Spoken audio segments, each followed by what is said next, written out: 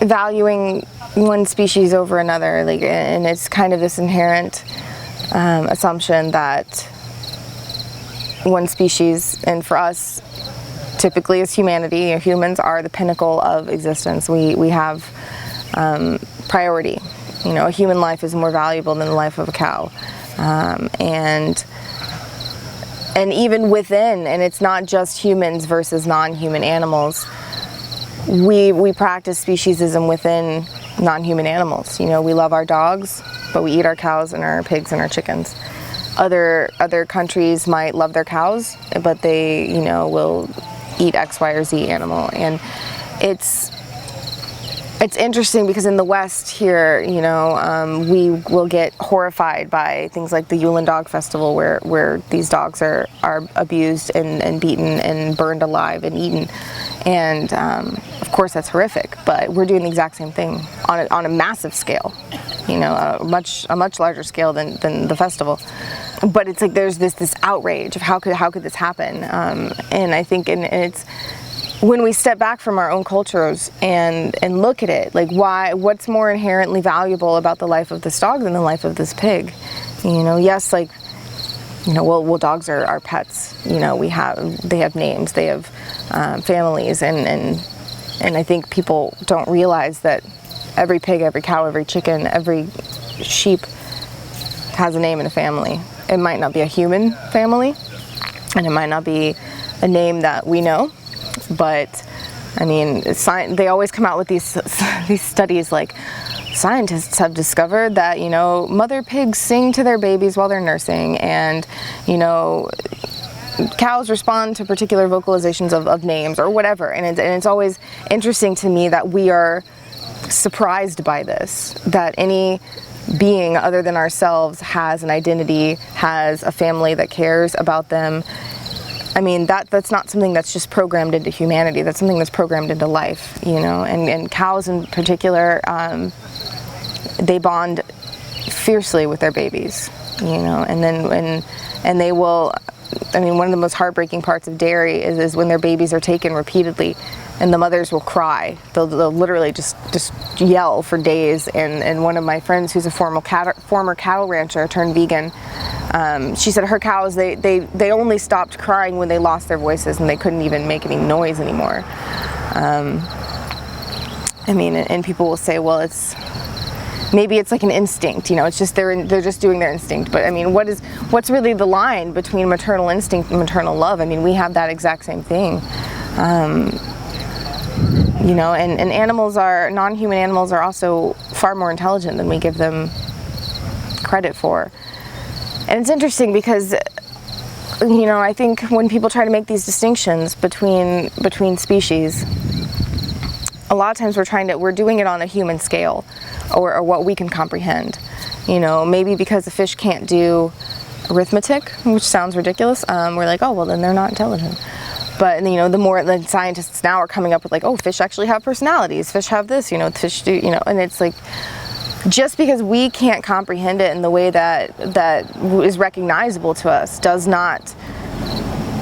mean that something doesn't exist. It's just we don't understand it. It's something we can't comprehend. Animals are doing things all the time that are beyond our comprehension. Maybe they may even know more than we do. We don't. You never know. Coming from one experience and trying to understand another, and it almost seems like we only give them value when we've assigned them that value, and that is entirely arbitrary because that value is inherent within them.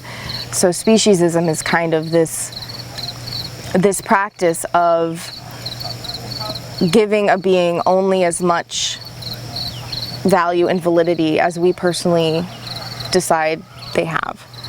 And that's I always call it like the Finding Nemo Babe the Pig phenomenon. Like when we're in the movie theater watching Babe the Pig, we root for Babe, we love Babe, and then we go home and we have bacon or we have ham. We love Finding Nemo, and then we go and we fish.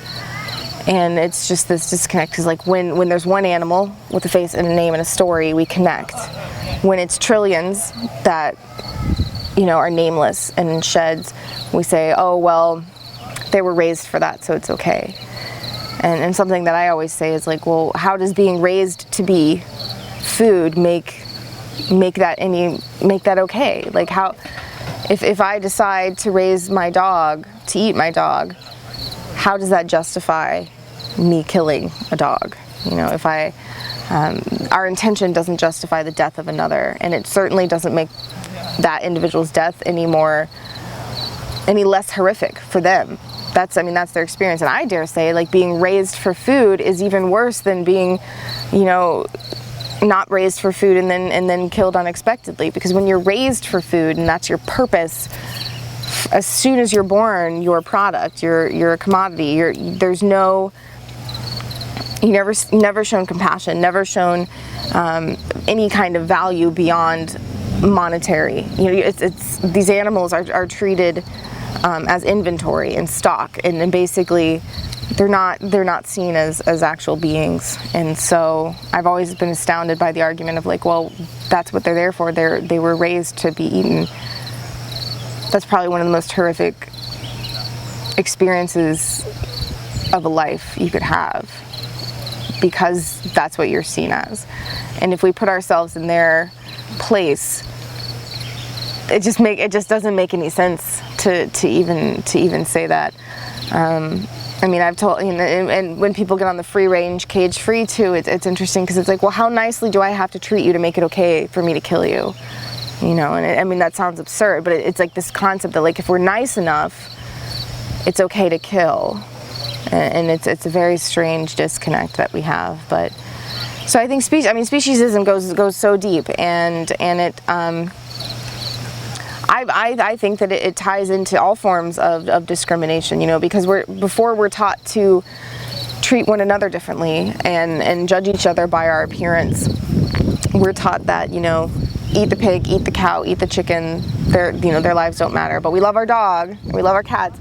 And so even as children, typically we love all animals. You know, we want to hug the chicken, we want to pet the cow. But then we're raised with this like distinction of, oh, well, no, this is our food animal, this is our pet animal. And that's kind of the very first time that we learn to discriminate between different beings. And I think that can inherently lead to more divisions within our thinking, even within our own species.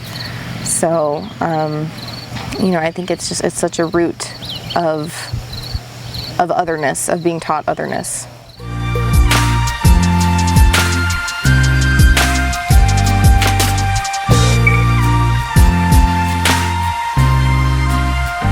If we all think that one person isn't going to make a difference, then we're not going to make a difference, because no one's going to do anything.